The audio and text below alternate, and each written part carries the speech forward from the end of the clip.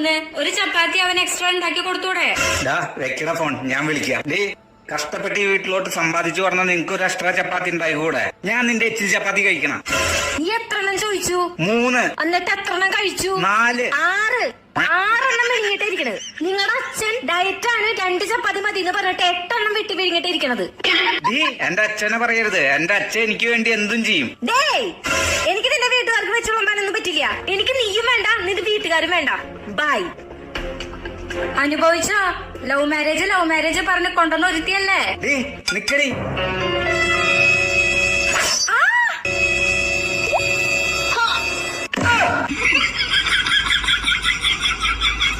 Hello, police station.